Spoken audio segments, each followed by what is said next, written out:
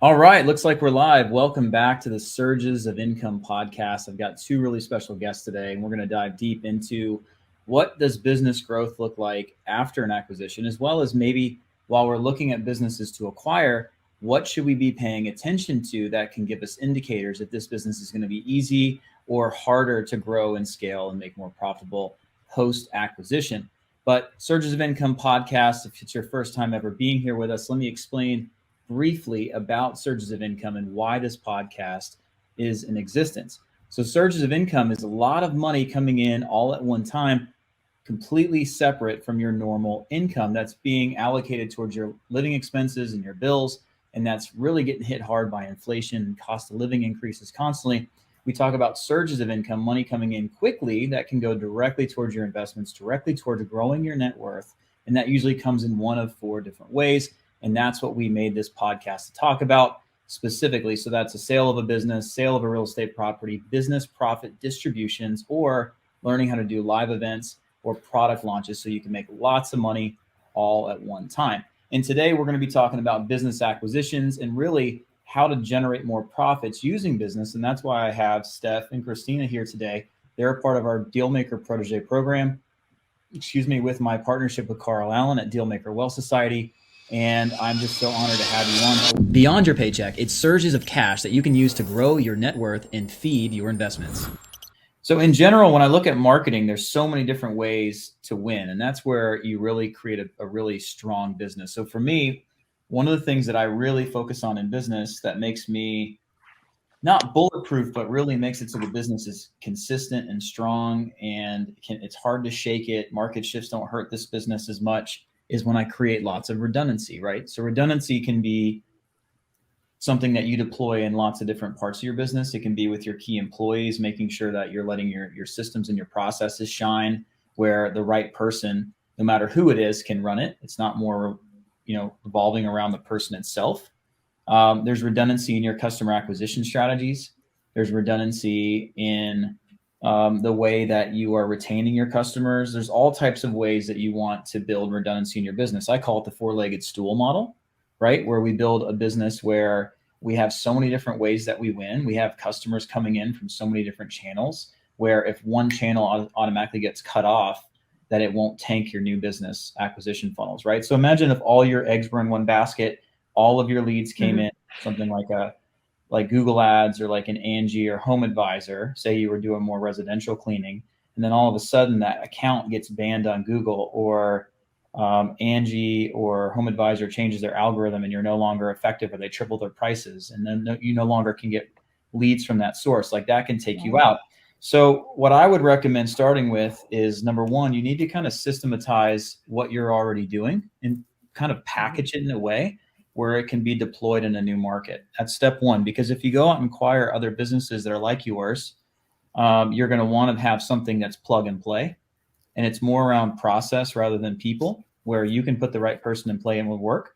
So things that I heard, one is you each have a referral system, kind of the same system that should work pretty well. That's probably revolving around getting in front of your clients and asking for the referral at the right moment, or maybe some sort of high touch campaign that you're sending out to people asking for referrals. Is that right? Yeah. Okay. Are you yes, doing it's a workflow post job completion.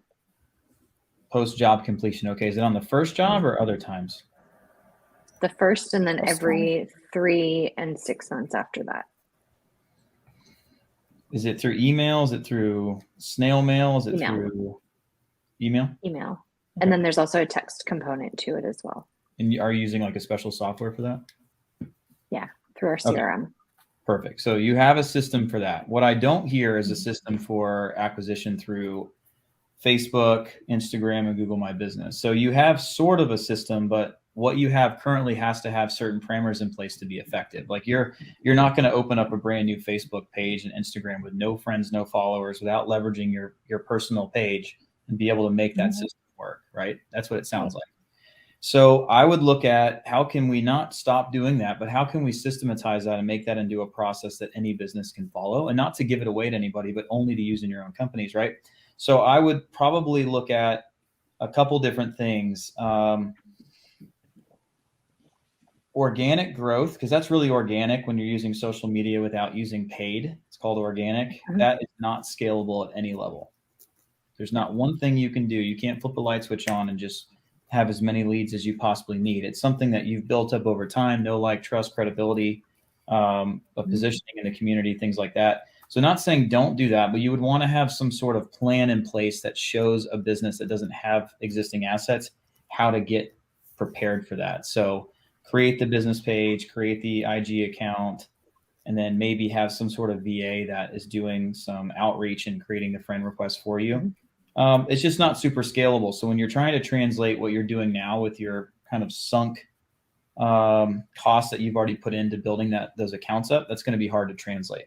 And if the business you're buying doesn't have all those assets, and then your personal page doesn't have a presence in the community in a certain geographic market, it's not going to work very well. So what I would say is probably put that to the side for a second, because that's not going to be, even though that's probably your strongest strategy you have now, it's not going to work in every market. So if you look at advertising and the way to generate leads, there's scalable ways and non-scalable ways, right? Non-scalable ways is going to be things like SEO, high intent search ads or high intent search leads, organic Instagram, organic Facebook. And what I mean by not scalable is there's really nothing you can do to consistently predict success and be able to add something like fuel to the fire, make it work.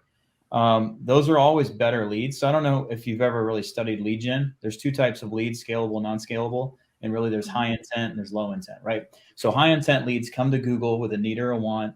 They ask for a referral. They reach out to you when they're ready from social media after you've been nurturing them from a long time or from an email, right? Compared to low intent is when you put your ad in front of somebody who is not out there looking for it. Like somebody's on Facebook or Instagram and they're playing with their phone instead of watching their kid's ball game because that's what they do. And I know it sounds crazy. Maybe they're on the toilet, they're in line at the grocery store, and they fill out some sort of form because they saw it and it caught their attention. It didn't start with what we call active intent. There's no need or want there. So they're usually lower quality.